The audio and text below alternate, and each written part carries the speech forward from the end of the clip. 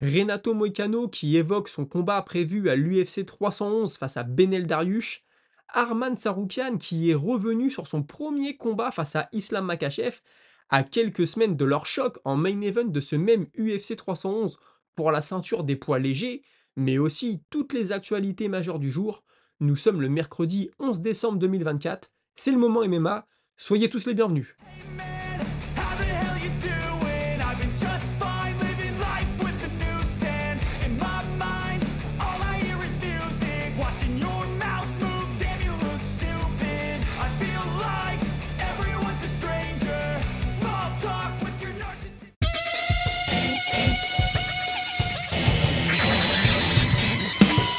Et on commence avec Renato Moicano qui aurait voulu revenir dès le mois de novembre. Pour rappel, la dernière fois qu'on l'a vu, c'était à Paris au mois de septembre contre Benoît Saint-Denis. Ce qu'il dit, c'est qu'il est plus tout jeune. L'âge est là, hein, il a 35 ans. Donc il veut profiter d'être au top de sa carrière pour combattre et gagner de l'argent. Il voulait affronter Paddy Pimblett. Bon, il le dit, le sourire relève, c'était un combat facile. On le sait depuis le début, hein, affronter l'anglais, pour lui, c'est l'occasion de toucher une très grosse audience. Et pourquoi pas de voler quelques fans, hein, à son adversaire. L'UFC n'avait pas répondu à ça. Par contre, il lui avait proposé d'être main event dès le week-end prochain à Tampa, en Floride. Les bruits de couloir laissaient entendre que déjà, ils avaient Benel Dariush dans un coin de la tête, mais il n'a pas eu de retour, ça n'a jamais été officialisé, donc il peut pas en dire plus. Par contre, ce qui est sûr, hein, c'est qu'il va affronter à l'UFC 311 au mois de janvier prochain Benel Dariush. Il aurait préféré Hooker, mais comme il le dit, c'est comme ça. C'est pas moi qui choisis. On lui a demandé, hein, s'il trouvait que Dariush était un petit peu vieux. Il dit, bah écoutez, on a tous les deux le même âge, donc je dirais pas qu'il est vieux, par contre on n'en est pas au même moment de notre carrière. Moi j'ai su adapter mon entraînement, je ne fais du sparring qu'une fois la semaine, et le reste du temps c'est de la technique et de la préparation physique, ce qui me permet d'être frais le jour du combat, et c'est ce qui fait d'après lui toute la différence. Il a quelques interrogations sur le temps de réaction de Benel Dariush, et c'est ce qui pourrait coûter, hein, à l'américain ce combat. Je dis américain, mais Darius, je crois qu'il a un peu de sang iranien, je voudrais pas dire de bêtises, mais d'après moi, il a quand même la nationalité américaine. Et puis forcément, on lui a dit, tu es sur la même carte d'Islam Makhachev, c'est quand même un beau cadeau, et il le dit forcément, si je gagne, je prends le micro et je vais demander à affronter le vainqueur du combat entre Tsarukyan et Makhachev. Il est actuellement sur 4 victoires de suite, 3 finishes. S'il s'impose, ça fera 5 victoires de suite. Il a raison de demander. Moi, personnellement, je pense quand même que Oliveira est devant lui. Et puis, il y a une autre question qui se pose. Lui et Arman Tsarukyan s'entraînent dans la même salle, à l'American Top Team. Est-ce que ça poserait problème de s'affronter? Il répond que non, parce que Tsarukyan, en fait, ne fait que ses camps d'entraînement là-bas et il n'y vit pas à l'année. Ils ne sont du coup pas si proches que ça. Toujours sur cette carte de l'UFC 311, Merab Dvalishvili va défendre sa ceinture face à Oumar Nurmagomedov. Et là, j'ai vu une interview de Merab, franchement, je ne l'ai pas senti bien du tout. Il a commencé par dire qu'il voulait prendre du temps pour lui, qu'il voulait prendre 5 mois de repos et ne revenir qu'au mois de février. En plus, il sort d'une blessure, il a dû prendre des antibiotiques, donc on peut supposer qu'il n'est pas au top de sa forme. Après, ce qui me rassure, c'est qu'il nous a quand même indiqué avoir aidé Aljamain Sterling pour son camp d'entraînement face à Movsar Evloev. Le combat a eu lieu le mois dernier, le week-end dernier, pardon. Donc on peut se dire qu'il était quand même à la salle, qu'il s'est entraîné, etc.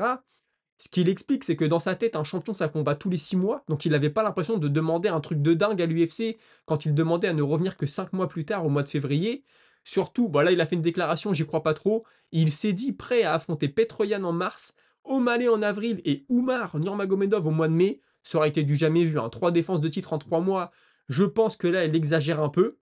Mais écoutez, le fait est qu'il va affronter Oumar au mois de janvier. Il dit, moi je suis un company man, je fais ça pour l'UFC. Dana White d'ailleurs m'a remercié les yeux dans les yeux d'avoir accepté ce combat. Ce qu'il n'aime pas, c'est le traitement que lui réserve Oumar Nurmagomedov. Tout a commencé, hein, quand Merab a dit qu'il voulait combattre au mois de février et que Oumar lui a dit, ouais, tu m'évites, tu sais très bien qu'il y a le ramadan, moi je ne peux combattre qu'au mois de janvier, etc. Il dit oui, il m'a manqué de respect, il a dit des choses sur les réseaux sociaux que j'ai pas aimé. Moi, c'est pas mon problème s'il y a le ramadan, il y a des combattants qui combattent pendant le ramadan, je ne savais même pas quand est-ce que ça avait lieu. Moi, franchement, j'ai peur que Merab prenne les choses un peu trop à cœur. Même c'est Ariel Elwani qui faisait l'interview. Il lui dit, ouais, je t'ai vu très émotif pendant la conférence de presse. Est-ce que ça va pas impacter ta performance? Il explique que maintenant il a pris le recul, qu'en effet, pendant la conférence de presse, il l'avait mauvaise, que là, il a réussi à se calmer. Moi, j'espère vraiment qu'il ne va pas sortir de ses gonds pendant le combat. Ça pourrait lui coûter très cher. Maintenant, je disais la même chose contre Sean O'Malley. Et finalement, dans la cage, il a été très bon. En portant au premier round, il a même hurlé sur le coin d'O'Malley. Je me suis dit, ça y est, il est sorti du combat. Finalement, non. Maintenant, c'est vrai que voilà, il explique aussi que lui, il a dû faire énormément de combats pour arriver à la ceinture. Oumar Nurmagomedov a un peu été catapulté là. Forcément, ça l'énerve, mais en tout cas, moi, j'ai vraiment très hâte de voir ce combat. Et puis aussi, j'allais oublier, il a l'impression de faire un cadeau à Oumar parce qu'il lui permet de combattre sur la même carte que Islam Makhachev. Donc il dit voilà, non seulement je l'affronte un mois qui ne m'arrangeait pas, mais en plus je l'affronte sur une carte qui lui l'arrange. Et ça, c'est pas faux. J'espère qu'on aura un combat de très haut niveau ce jour-là. Et puis pour conclure sur cette carte, on finit en beauté avec le main event, Tsarukyan, lui qui va défier Islam Makhachev. Il y avait eu des rumeurs, hein, c'est ce qu'il explique, pour que ce combat ait lieu au mois d'octobre. Ça a très vite tourné court. Ensuite, on lui a parlé du mois de décembre. Finalement, Islam était blessé, ça n'a pas pu se faire. Et il est aussi revenu sur leur premier combat. Il a appris de ses erreurs. Il pense qu'il a gaspillé trop d'énergie à chercher le takedown, qu'il aurait dû rester un peu plus debout et échanger en pied-point. Et puis concernant son camp d'entraînement, j'ai appris qu'en fait, au début de chaque camp, il passe 21 jours dans les montagnes en Russie, dans une sorte de camp olympique, pour booster son cardio, hein, l'entraînement en altitude. Apparemment, passé 21 jours, il n'y a plus d'intérêt, donc il va ensuite en Floride faire son camp à l'American Top Team.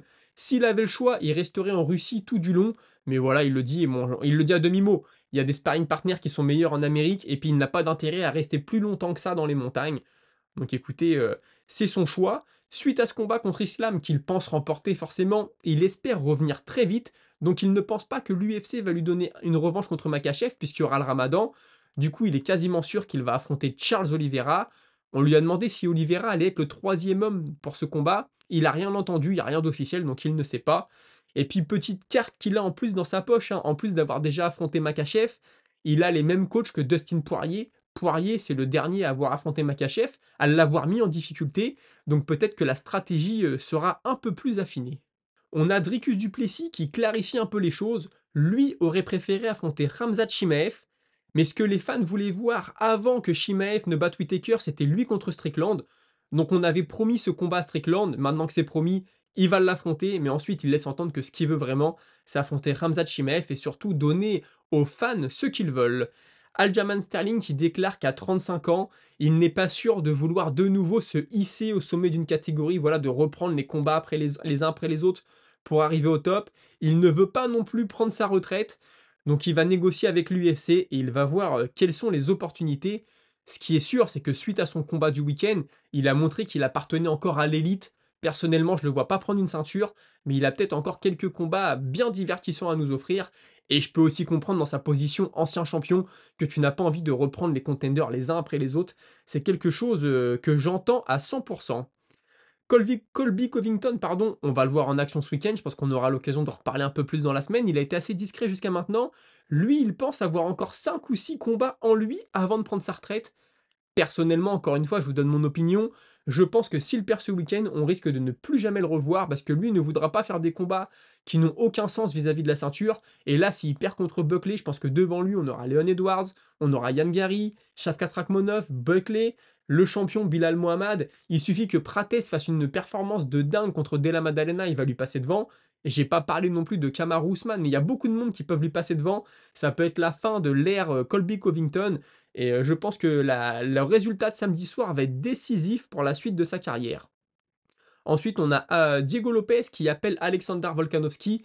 Il lui dit écoute, si Ilia Topuria monte en poids léger, on peut s'affronter dans l'octogone. Tu choisis la date et le lieu. Et justement, on a un journaliste assez sûr en général, Reuben Carter, qui nous apprend que l'UFC travaillerait sur un Volkanovski contre Diego Lopez pour la ceinture vacante du coup des poids plumes si Ilia Topuria monte chez les poids légers. Donc voilà, tout ça commence à s'éclaircir un peu. Sinon, pour notre ami Raphaël Fiziev, on sait qu'il veut revenir. Il va très certainement combattre sur la carte d'Arabie Saoudite. Il y a un nom qui est sorti de nulle part, je ne l'ai pas vu venir, mais apparemment ce serait peut-être Guram Kutateladze. En tout cas, c'est ce que Kutateladze a avancé. Son manager lui en aurait parlé, etc. Je ne sais pas si ça va se faire, mais c'est un combat que j'ai pas vu venir, mais qui cependant pourrait être bien divertissant. Sinon, officiel, Jan Blachowicz, on savait qu'il voulait être de retour, va affronter Hulberg. Ça va se passer le 22 mars prochain à Londres. Et puis toujours sur cette carte, on aura Tibura contre Parkin. Donc une carte qui commence petit à petit à prendre de l'allure.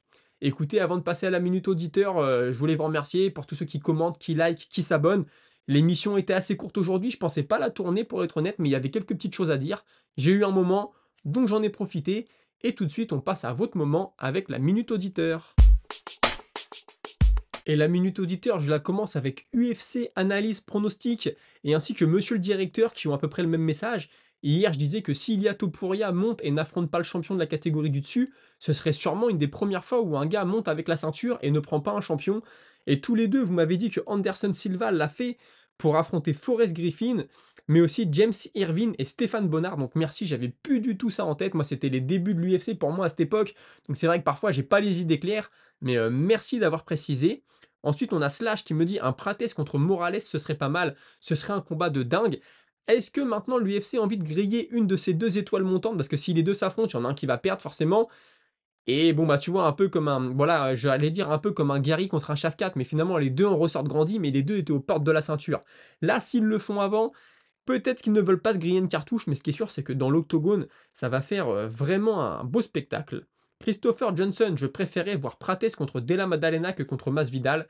Écoute, c'est pareil pour moi. Buckley est très chaud dans cette KT, je le vois rouler sur Covington. Ça va être un combat divertissant. Moi, Buckley, j'ai beaucoup de mal avec lui, je le vois toujours perdant.